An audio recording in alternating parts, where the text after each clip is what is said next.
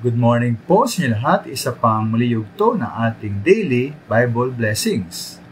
Pamagat po ng ating aralin ngayong umaga ay Feeling Guilty ba tayo? Feeling Guilty ba tayo?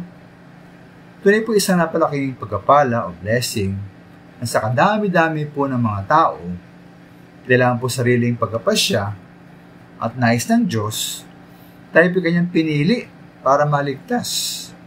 At maaaring sa inyong pamilya, mga kamag-anak, paaralan, trabaho, mga kapitbahay, kailan po nag-iisang ligtas at tunay na Kristiyano. Ano po ang nararamdaman ukol dito?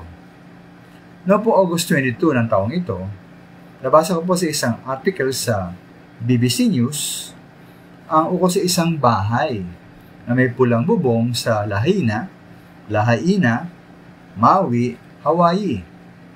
May kita po na ang lahat ng mga malapit na bahay sa bahay na ito ay pawang sunog at tupok dahil sa katapos na wildfire na kumitil ng 114 ng mga buhay. Wala rin po ang may-ari ng naligtas na bahay na magkasunog. At na makita niya po, makita ng may-ari mula sa aerial footage na kanilang bahay ay naligtas. Samantalang sa paligid na bahay po ay sunog at tupok, siya po umiyak. Ay sa kanya, I feel guilty. We still feel guilty. Kaya po sinabi niya na sa kanilang pagbabalik, papagamit nila kanilang bahay para sa mga taong walang tirahan. Dapat silang magtulungan.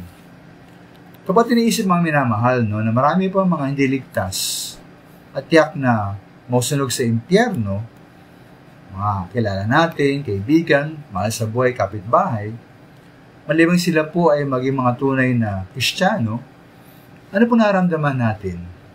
Tayo ba ay feeling guilty din? At ba inaalok sa kanila ang ating tahanan sa langit? At bang binabahagi ang Ebanghelyo sa kanila? Ating bang binabahagi ang Panginoong Yesus sa kanila upang sila ay maligtas? Ano po din tularan si Pablo na nagsabi sa Romans 1:16, hindi ko kinahiya ang magandang balita, sapagkat ito ang kapangyarihan ng Diyos para sa kaligtasan ng bawat sumasampalataya, unay sa mga Hudyo at gayon din sa mga Grego. O maminal, ating kahiya ang Ebanghelyo, ang magandang balita ng kaligtasan ni Jesus, ang Panginoon, lalo na't may tiyak na darating na malaking sunog sa ating mundo at sanlibutan. Maraming salamat po.